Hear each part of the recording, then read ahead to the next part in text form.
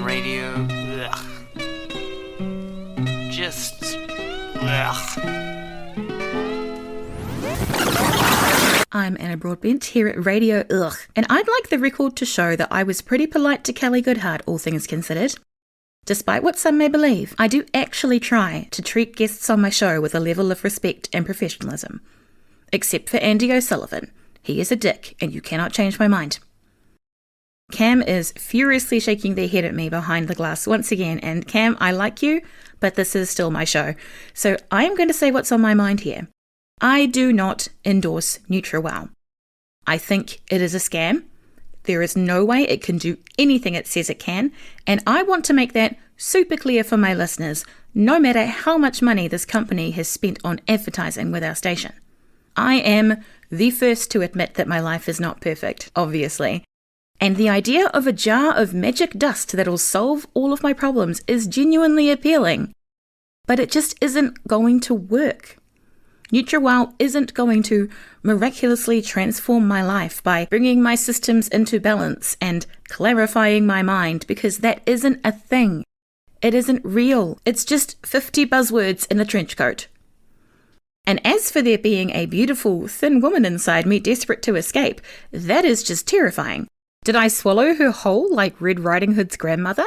Is someone going to come and cut me open to get her out? This is the body I have. I've spent 35 years with it. I've spent a lot of time trying to change it. I have done the whole weight loss thing. I've done diets. I've taken supplements. I've done those powdered drink things. And I've lost weight, but then I've put even more back on. Felt more awful about myself and let the whole cycle start again. And I am far from the only one. Isn't it messed up how much money there is to be made from people's insecurities, especially about their bodies? We live in these weird flesh prisons we didn't choose, that we only have limited control over in the long run. You can't control your genetics. You can't control so many things about your body, but we're expected that we should be able to. We're expected to fit into a standard. And from a really, really young age, we are conditioned to not be happy with our flesh prisons. We are subjected to other people's opinions on them, and that's just part of life. I can remember the exact moment when I learned my body was wrong. I was 10, and I'd just gotten a really cute pair of knickers and a singlet that matched. A singlet, not a bra, because I was 10. I remember being in my room, trying them on, and then opening the door to show my mum and my sister. "Look how awesome I look," I remember saying. "Maybe I could be an underwear model." And my mum and my sister laughed. And Mum explained to me, gently, that was never going to happen. My sister was younger than me, and not as gentle. Underwear models aren't fat. I don't blame my mum or my sister for saying that, because I know it wasn't intended to hurt me, and it's not even a moment they remember, I'm sure of it. They didn't say it because they wanted me to carry that for the rest of my life. The idea of what bodies should look like is the background radiation of life, and we're all just soaked in it, and we may not even know. It's just how things are. Sometimes it really hurts to look back and remember being that confident kid. Remember that brief, shining moment where I looked at my reflection in the mirror and I loved what I saw. And then someone told me that I shouldn't. And it popped the bubble. And I've never really got it back. So I'm walking downtown on a summer's day, thinking about things like life and love, and the fact that bras for some reason are really expensive. When some teenage boys walk toward me, and I don't think much of it, because teenage boys stopped being relevant to me sometime in the early 2000s. And they look right at me, and they start to laugh, and they point and they snigger, and then they start shouting, "Well,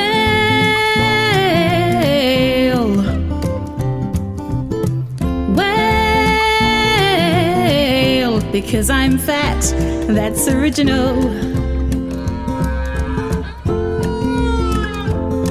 So I'm walking downtown on a summer's day, thinking about things like, why do I leave the house when I'm clearly disgusting enough to make children start yelling? And I keep on walking and I start to wonder what their mums would think if they heard them hassling a stranger about something that's just none of their business. And it's not uncommon for people to have an opinion about other people's bodies, but most refrain from shouting, "Well,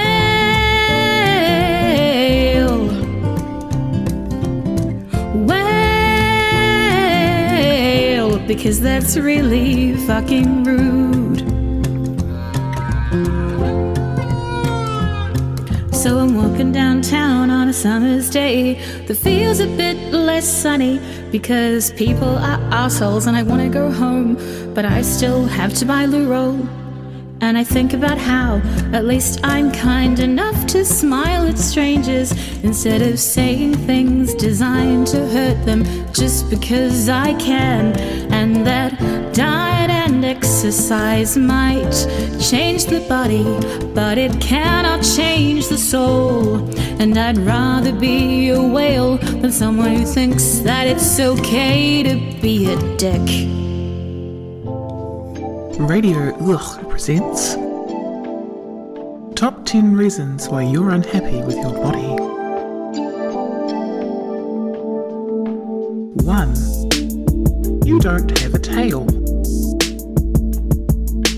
2. There is a mushroom growing out of your neck. 3. The mushroom predicts the future, but inaccurately. 4. Photoshop. 5. Too many moving parts that require constant maintenance. 6. Cursed by the Swamp Queen. 7. You don't know what's going on, you just live here. 8. Knees. Dear God, why? 9. The knowledge that every moment you are inching closer to your inevitable decay. 10. Society is obsessed with outward appearance to a dangerous extent, which makes zero sense considering how goddamn weird bodies are.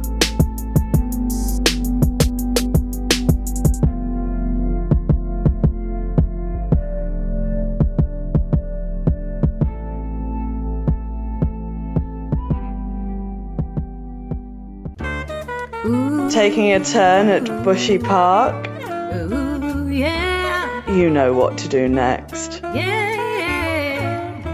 Always pee after sex.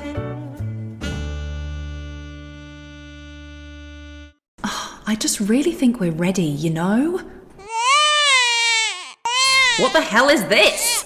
You said you wanted a baby, so I ordered her from Screaming Baby Rental. They think they're ready to give parenting a go. Screaming Baby Rentals. Prove your partner wrong. For just $29.99, you can bring home your own little bundle of joy for the evening.